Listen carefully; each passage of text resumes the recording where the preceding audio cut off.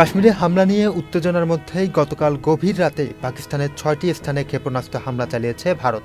এই হামলায় অন্তত ৮ জন নিহত এবং ৩৫ জন আহত হয়েছেন। তবে এর জবাবেই রাতেই পাল্টা হামলা চালিয়েছে পাকিস্তানও। পাকিস্তান সেনাবাহিনী দাবি করছে তারা হামলায় অংশ নেওয়া ভারতের ৫টি জঙ্গি বিমান ভূপাতিত করেছেন।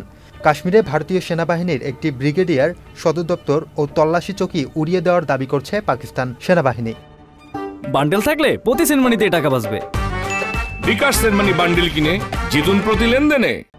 অপরদিকে ভারতের সেনাবাহিনী বলছে কাশ্মীরের পাকিস্তান সেনাদের ছোড়া গোলার আঘাতে ৩ জন বেসামরিক নাগরিক নিহত হয়েছেন।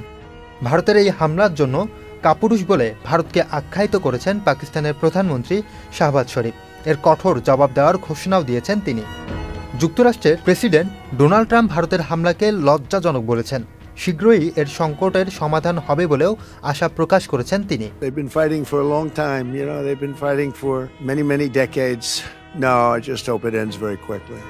সংঘাতপূর্ণ পরিস্থিতি নিয়ে গভীর উদ্বেগ জানিয়েছেন জাতিসংঘের মহাসচিব অ্যান্তোনিও গুতেরেস।